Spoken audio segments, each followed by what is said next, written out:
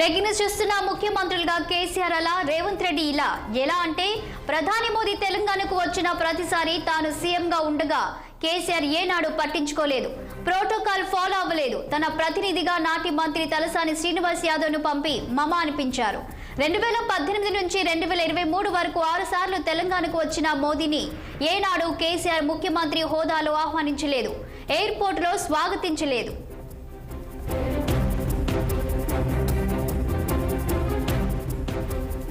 కానీ రేవంత్ తాను కేసీఆర్ల కాదని నిరూపించే ప్రయత్నం చేస్తున్నారు. రాష్ట్రానికి కేంద్రంతో ఘర్షణ మంచిది కాదంటూ చెప్పుకొచ్చారు. ఆదిలాబాద్ పర్యటనలో ఉన్న మోదీని సాదరంగా స్వాగతించిన రేవంత్ దేశానికి ప్రధాని పెద్దన్న పాత్ర పోషించాలని అభిలాషించారు. రాష్ట్రానికి వెన్నుదండుగా ఉంటూ తెలంగాణ అభివృద్ధికి సహకరించాలని కోరారు.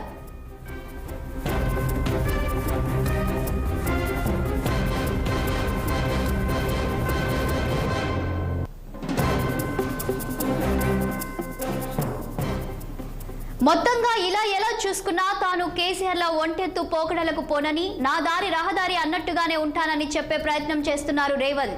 మోదీని ఆహ్వానించడం దగ్గర నుంచి గవర్నర్ తమిళిసైతో సత్సంబంధాలు మెయింటైన్ చేస్తూ కేసీఆర్ నాడు అలా తప్పుడడుగులు వేశారని, కానీ తాను అలా కాదని చెప్పే ప్రయత్నం చేస్తున్నట్టే కనిపిస్తోంది. జాతీయ రహదారులు, ఎన్టీపీసీ ప్రాజెక్ట్, పవర్ ప్రాజెక్ట్ ఏదైతే ఉన్నదో, స్టేట్ రీఆర్గనైజేషన్ యాక్ట్ 2014 ప్రకారము 4000 మెగావాట్ల విద్యుత్ ఉత్పత్తి సామర్థ్యాన్ని ప్రారంభించాల్సి ఉంటే గత ప్రభుత్వం తీసుకున్న నిర్ణయాలతో ఈరోజు 1600 మెగావాట్ల విద్యుత్ మాత్రమే ఈ 10 సంవత్సరాలలో ఉత్పత్తి చేసే పరిస్థితి వచ్చింది. నేను ప్రధానమంత్రి గారి సమక్షంలో కేంద్ర మంత్రి కిషన్ రెడ్డి గారు, తెలంగాణ రాష్ట్ర గవర్నర్ తమిళిసై సౌందరరాజన్ గారు, మిత్రుడు స్థానిక ఎంపీ స్వయం బాబురావు గారు, మిత్రుడు ఎమ్మెల్యే స్థానిక శాసనసభ్యులు పాయల శంకర్ గారి సమక్షంలో నేను ఎన్టీపీసీ సంస్థకు నేను చెప్పదలుచుకున్నాను. తెలంగాణ రాష్ట్ర ప్రభుత్వం మిగిలిన 2400 మెగావాట్ల విద్యుత్ ఉత్పత్తికి అన్ని రకాల అనుమతులు ఇచ్చి,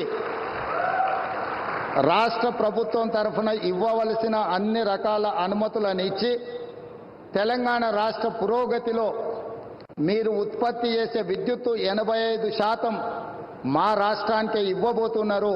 తెలంగాణ రాష్ట్రంలో వెలుగులు నింపబోతున్నారు. సంపూర్ణంగా మా ప్రభుత్వం ఎన్టీపీసీ సంస్థకు సహకరించి ఈ కార్యక్రమాన్ని ముందుకు తీసుకెళ్తామని చెప్పి వేదిక మీద నుంచి నేను మీకు చెప్పదలుచుకున్నాను. దీనిపై మరింత సమాచారం మా ఇన్పుట్ ఎడిటర్ రాజేష్ అందిస్తారు. రాజేష్ చెప్పండి, ఇవాళ ప్రధాని మోదీ అయితే తెలంగాణకు రావడంతో సీఎం రేవంత్ రెడ్డి అయితే ప్రోటోకాల్ పాటించి స్వాగతించారు తెలంగాణకు. దీన్ని మనం ఎలా చూడొచ్చు? అదేవిధంగా ఒకే వేదికను పీఎం సీఎం ఒకే వేదికను వాళ్ళు షేర్ చేసుకోవడంతో ఇటు చూస్తున్నటువంటి రాజకీయ విశ్లేషకులు ఎలా వాళ్ళ అభిప్రాయాన్ని వ్యక్తం చేస్తున్నారు?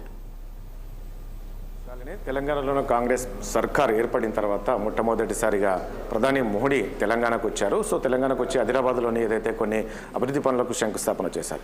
ఇక్కడ రాష్ట్ర ముఖ్యమంత్రి విషయానికి వస్తే, ముఖ్యంగా గతంలో మనం చూస్తే, గతంలో బీఆర్ఎస్ పార్టీ అధికారంలో ఉన్నప్పుడు కేసీఆర్ ముఖ్యమంత్రిగా ఉన్నాడు.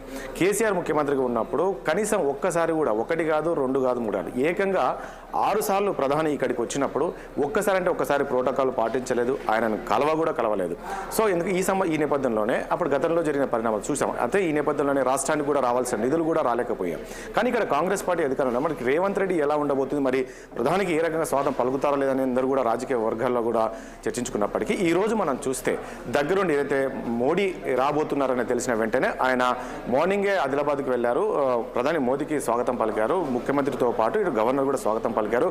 మనం అక్కడ సభలో చూస్తే కూడా రేవంత్ రెడ్డి ఏదైతే మాట్లాడో ఆయన రాజకీయంగా మనం చూసాం. గతంలో చాలా వరకు రాజకీయ విమర్శలు చేశారు రాజకీయంగా. కానీ ఈ రోజు ఒక అధికారిక ముఖ్యమంత్రి అయిన స్థానంలో ముఖ్యమంత్రిగా ఆయన ఏ రకంగా మాట్లాడాలనేది కూడా ఆయన పరిణతి చెందిందని కూడా చెప్పుకోవచ్చు. అక్కడ ఆయన సభలో మాట్లాడుతూ కూడా తెలంగాణ అభివృద్ధి చెందాలన్నా కూడా, అంటే రాష్ట్ర అభివృద్ధి చెందాలంటే కూడా కేంద్రము అదేవిధంగా రాష్ట్ర ప్రభుత్వాలంతా కూడా స్నేహపూర్వకంగా ఉండాలి, అన్నదమ్ముల వద్దగా ఉంటేనే ఈరోజు రాష్ట్రం అభివృద్ధి చెందుతుందని చెప్పేసి కూడా చెప్పారు. ముఖ్యంగా తెలంగాణ అభివృద్ధి చెందాలంటే మోడీ ఒక పెద్దన్న పాత్ర పోషించాలి అని చెప్పేసి కూడా ముఖ్యమంత్రి రేవంత్ రెడ్డి అక్కడ చెప్పడం అందరూ కూడా చప్పట్లతో స్వాగతం పలికారు. దాంతోపాటు ముఖ్యంగా ఏదైతే గుజరాత్ అభివృద్ధి జరిగిందో గుజరాత్ తరహాలోనే ఈరోజు తెలంగాణ అభివృద్ధి చెందాలంటే మోడీ ఖచ్చితంగా ఈ రకంగా పెద్దన్న పాత్ర పోషించాలనే విధంగా ఆయన చెప్పారు. ఇప్పుడే కాదు ఎప్పుడు ప్రధాని వచ్చినప్పటికి కూడా ఖచ్చితంగా నేను ప్రోటోకాల్ పాటిస్తానని స్వాగతం పలుకుతానని కూడా చెప్పారు. ఎందుకంటే గత ప్రభుత్వంలో కేసీఆర్ ఏ రకంగా వ్యవహరించారో ఆ అంశాలను కూడా రేవంత్ రెడ్డి ఆ సభ ముందు ఉంచాడు, సభలో ప్రస్తావించడం జరిగింది. గతంలో చాలా వరకు కూడా ప్రధానిని కేసీఆర్ పట్టించుకోలేదు, కనీసం ప్రోటోకాల్ పాటించలేదు, దాంతోపాటు ఆయన పైన తీవ్రమైన విమర్శలు చేశారు. సో ఈ రకమైన కామెంట్స్ అన్ని కూడా రేవంత్ రెడ్డి చేసినప్పటికీ ఈసారి మాత్రము మనం చూసాం ఖచ్చితంగా ప్రధానికి ఏదైతే స్వాగతం పలికాడో దీన్ని చూస్తే అందరూ రాజకీయ వర్గాల్లో కూడా చాలా విశ్లేషకులు కూడా చాలా వరకు హర్షించడం వ్యక్తం చేశారు. ఇది కదా ఖచ్చితంగా అంటే రేవంత్ రెడ్డి చాలా వరకు పరిణతి చెందారు. గతంలో రాజకీయ నాయకుడిగా ఉన్నప్పుడు చాలా రకమైన విమర్శలు చేశారు, వ్యక్తిగతంగా కూడా మోడీ పైన విమర్శలు చేసినప్పటికీ ఇప్పుడు ముఖ్యమంత్రి అయిన తర్వాత ఆయనలో చాలా వరకు మార్పు వచ్చింది. ఒక ముఖ్యమంత్రి స్థాయిలో ఏ రకంగా మాట్లాడాలనే విధంగా ఈరోజు రేవంత్ రెడ్డి మాట్లాడారు. ఆయన మాట్లాడిన మాటలు రాష్ట్ర ప్రజలకు కూడా ప్రయోజనకరంగా ఉన్నాయి. అంటే ఈరోజు ముఖ్యమంత్రి అంటే ఈ రకంగా సత్సంబాలు పెట్టుకోవడానికి ప్రధాన కారణం ఏంటంటే గతంలో కేసీఆర్ ప్రభుత్వం ఉన్నప్పుడు రాష్ట్రానికి ఎలాంటి నిధులు రావాలి, కేంద్ర ప్రభుత్వం నుంచి చాలా వరకు నిధులు రాకపోవడం, కొన్ని పథకాలన్నీ కూడా ఆగిపోవడం, కొన్ని నిధులు ఇవ్వకపోవడం, ఇవన్నీ కూడా జరిగాయి. అప్పట్లో కేసీఆర్ పదే చెప్పారు అంటే వివక్ష చూపిస్తున్నాడు ప్రధాని మోడీ తెలంగాణ పైన, సో అక్కడ నుంచి నిధులు రావట్లేదు, అందుకే ఇవన్నీ కూడా అభివృద్ధి కొన్ని ఆగిపోయినాయి, కుంటబడ్డాయని చెప్పేసి చెప్పారు. సో అలాంటి పరిస్థితి ఇప్పుడు రాకూడదు అని చెప్పేసి ఈరోజు రేవంత్ రెడ్డి ప్రధానిని ఏ రకంగా రిసీవ్ చేసుకున్నాడు ఇవన్నీ కూడా చూస్తుంటే ఖచ్చితంగా రాబోయే రోజుల్లో కూడా ప్రధాని పూర్తిగా రాష్ట్ర ప్రభుత్వాన్ని సహకరిస్తారు. ఆ రకంగానే ఈరోజు ముఖ్యమంత్రి ఏదైతే రిసీవ్ చేసుకున్న విధానం ఏదైతే ఉందో ఇదంతా కూడా చాలా బాగా చేసుకున్నాడు, పర్ఫెక్ట్గా చేసుకున్నాడు, అదేవిధంగా పరిణతి చెందాడు రేవంత్ రెడ్డి ఇందులో అనే విధంగా కూడా చెప్తున్నారు. మొత్తానికి చూద్దాం ఈ రోజు అయితే జరిగిన పరిస్థితులు చూస్తే రాబోయే రోజుల్లో కూడా ప్రధాని ఎప్పుడు వచ్చినా కూడా ముఖ్యమంత్రి ఈ రకంగానే ప్రోటోకాల్ పాటిస్తాను, ఈ రకంగా స్వాగతం పలకాలని చెప్పారు. మరి రాబోయే రోజుల్లో ఎలా ఉండబోతుంది రాష్ట్రానికి మరి నిధులు ఇప్పటికే మనం చూసాం చాలా వరకు నిధులు అయిపోయిన కేంద్రం నుంచి రాలేదు అని చెప్తున్నారు. మరి ఏ రకంగా నిధులు మంజూరు చేయబోతున్నారు ఏంటని కూడా చూడాల్సి ఉంటుంది. అదేవిధంగా ఇటు ప్రధాని కూడా ఖచ్చితంగా రాష్ట్రానికి అన్ని రకాల ఆదుకుంటాము, ఏమేమి అంశాలు కావాలన్నా ఏ నిధులు కావాలన్నా కూడా ఖచ్చితంగా విడుదల చేస్తామని చెప్పేసి కూడా ప్రధాని చెప్పడం చూడాలి. మరి రాబోయే రోజు ఎలా ఉండబోతుంది ఏం జరగబోతుంది అనేది చాలని. Thank you Rajesh.